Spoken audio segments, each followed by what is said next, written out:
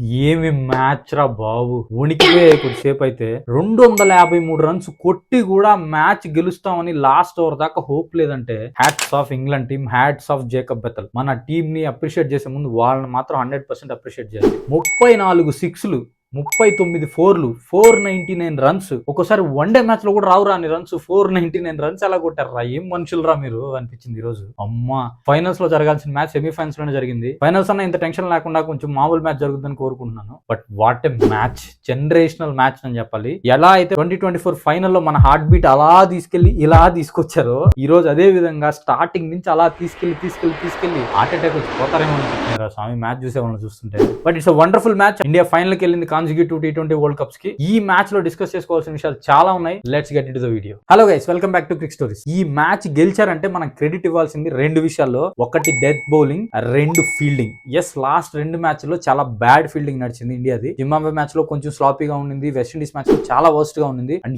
ఈ మ్యాచ్ లో ఫీల్డింగ్ మాత్రం అద్భుతంగా చేశారు. ఎక్కడ ఎక్స్ట్రా రన్స్ ఇవ్వకుండా చాలా బాగా ఫీల్డింగ్ చేశారు. అండ్ ఈ మ్యాచ్ లో అక్షర్ పటేల్ పట్టిన రెండు క్యాచ్లు హైలైట్ ఆఫ్ ద సీజన్ అనే చెప్పాలి. ఏమైనా catches, especially Will Jacks catch అయితే ఆ క్యాచ్ మనకు మ్యాచ్ ఇచ్చింది. ఎస్, 2024 వరల్డ్ కప్ ఫైనల్ లో సూర్య ఎలా పట్టాడో అలాంటి క్యాచ్ ఇక్కడ అక్షర్ పటేల్ అండ్ శివం దుబే వండర్ఫుల్. ఆ వికెట్ తోనే ఇండియాకి మ్యాచ్ కొంచెం చేతిలోకి వచ్చింది. బికాస్ తర్వాత వచ్చిన శామ్ కరణ్ గానీ, ఓవర్టన్ గానీ ఆల్రౌండర్స్ అండ్ అంత బాగా ఆడలేకపోయారు. బెథెల్ అంత సపోర్ట్ ఇవ్వలేకపోయారు. Bethell the man, the myth అనే చెప్పాలి. ఈ రోజు ఏం ఇన్నింగ్స్ రా నాయన. 25 years ఓల్డ్ లేవు నాకు తెలిసి బెథెల్ కి. అండ్ ఈ ఏజ్ లో వాంకడే లాంటి పిచ్ ఆ ఇన్నింగ్స్ చేయడం మాత్రం ఓల్డ్ క్రికెట్ కి అనౌన్స్ చేశాడు, ఐఆమ్ హియర్. అండ్ ఈ రోజు ఆడిన ఇన్నింగ్స్ 105 రన్స్, ఆల్మోస్ట్ మ్యాచ్ గెలిపించేశాడు. 253 రన్స్ చేజ్ చేయడం అంటే చిన్న విషయమా? అప్పుడెప్పుడో సౌత్ ఆఫ్రికా ఆస్ట్రేలియా మీద 340 రన్స్ చేజ్ చేస్తే ఇప్పటికీ చెప్పుకుంటా one of the best match ever అని ఓడిఎస్ లో. అలాంటిది ఈ రోజు ఇంగ్లాండ్ గాని చేసి ఉంటే ఈ 253 స్కోర్ ని ఇంకా కొన్ని తరాలు it is one of the best T20 cricket match అని చెప్పుకునేవాళ్ళం. మ్యాన్ ఆఫ్ ద మ్యాచ్ పేరుకైతే సంజు శాంసన్ కి ఇచ్చారు, కానీ for everybody man of the match Jacob Bethell. అద్భుతమైన ఇన్నింగ్స్, లూజింగ్ సైడ్ ఉన్నాడు కాబట్టి మ్యాన్ ఆఫ్ ద మ్యాచ్ రాలేదు. And Indian death bowling, Harshdeep Singh గానీ, జస్ప్రీత్ బుమ్రా, హార్దిక్ పాండ్యా అద్భుతంగా వేశారు. అంటే 17, 18, 19 వాళ్ళు వేయడం కొంచెం రాంగ్ డెసిషన్ ఏమో అనిపించింది లైవ్ చూసేటప్పుడు. బట్ ఎప్పుడైతే బుమ్రా,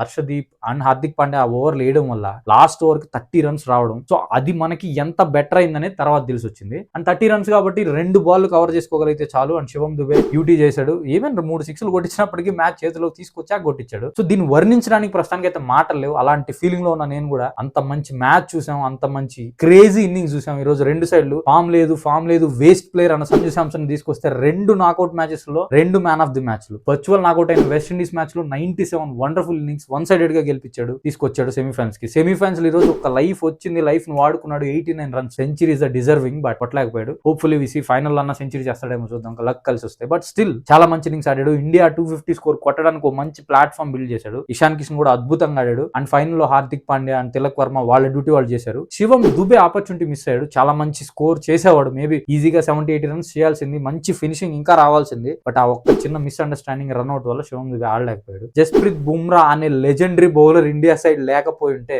మ్యాచ్ ఇండియాకి లేదు. That is final. Even Sanju Samson కూడా మ్యాన్ ఆఫ్ ది మ్యాచ్ లో అదే చెప్పాడు, ఈ అవార్డు నాది కాదు, జస్ప్రీత్ బుమ్రాకి రావాల్సింది అని. జస్ప్రీత్ బుమ్రానే కాదు, ఇండియన్ బౌలర్స్ కి అవార్డు అంకితం చేయాలి. నిజంగానే వాళ్ళు వేసిన ఆ 3 ఓవర్లు 17, 18, 19 అద్భుతమైన ఓవర్స్. ఆ ఓవర్ల వల్లే ఇండియా గెలిచింది. మ్యాచ్ గెలిచామే కానీ 19th ఓవర్ ఫస్ట్ బాల్ పడే వరకు ఏ ఇండియన్ ఫ్యాన్ లో హ్యాపీనెస్ లేదు. 253 రన్స్ కొట్టినప్పటికీ ఏ ఇంగ్లాండ్ ఫ్యాన్ లో హ్యాపీనెస్ లేదు, గెలుస్తామా లేదా అనే టెన్షన్. అండ్ ఈ మ్యాచ్ లో ఒక కన్సర్నింగ్ విషయం నాకేమనిపించింది అంటే అభిషేక్ శర్మ ఫామ్. ఇలాంటి క్రూషియల్ మ్యాచ్ లో ముంబై లాంటి బ్యాటింగ్ పిచ్ లో కూడా అభిషేక్ శర్మ ఆడకపోవడం కొంచెం డిసప్పాయింట్మెంట్ ఇచ్చింది. బికాస్ అందరికీ ఈ రోజు అభిషేక్ శర్మ మీద చాలా ఎక్స్పెక్టేషన్ ఉంది, ఆడతాడని. ఆడలేకపోయాడు. ఇంకా బౌలింగ్ విషయానికి వస్తే అందరూ బాగా బౌలింగ్ చేశారు. ఎస్, పిచ్ అంత అనుకూలంగా ఉంది, బ్యాటింగ్ కి బాగా కొడుతున్నారు. బట్ వరుణ్ చక్రవర్తి ఈ రోజు నిజంగా అవుట్ ఆఫ్ ఫామ్ కనిపించాడు. వరుణ్ చక్రవర్తిలో ఉన్న మ్యాజిక్ పోయిందేమో అనిపించింది. ఎందుకంటే అంత క్లియర్ గా తెలిసిపోతుంది బాల్ ఎటు వస్తుంది, ఎలా కొట్టాలని. ఎస్పెషల్లీ జాకబ్ బెథెల్ బ్యాటింగ్ చేసేటప్పుడు చూడాలి వరుణ్ చక్రవర్తిని, చిన్న పిల్లని చేసుకుంటున్నట్టే ఉంది. సో ఏ బాల్ వేసినా అద్భుతంగా కొట్టాడు ఈ రోజు వరుణ్ చక్రవర్తిని. వరుణ్ చక్రవర్తికి బౌలింగే పడలేదు. మేబీ ఈ ఫామ్ తో ఫైనల్స్ లో వరుణ్ చక్రవర్తి ఉంటాడా లేదా కుల్దీప్ ని ఏమన్నా తీసుకొస్తారా చూడాలి. అది ఒక్కటే చిన్న డౌట్ గా కనిపిస్తుంది. But apart from these two India team చాలా బెటర్ గా కనిపించింది. ఆ ఓపెనింగ్ అభిషేక్ శర్మ వికెట్ పడ్డప్పటికీ సంజు శాంసన్, ఇషాన్ కిషన్ పార్ట్నర్షిప్ 97 రన్స్ బాగా సాగింది. Hopefully India will lift the world cup in the final. మీరేమనుకున్నారు? ఈ మ్యాచ్ మీకు ఎలా అనిపించింది అనేది కమెంట్స్ లో చెప్పండి. Thank you for watching my video. Please like, share and subscribe to Crick story.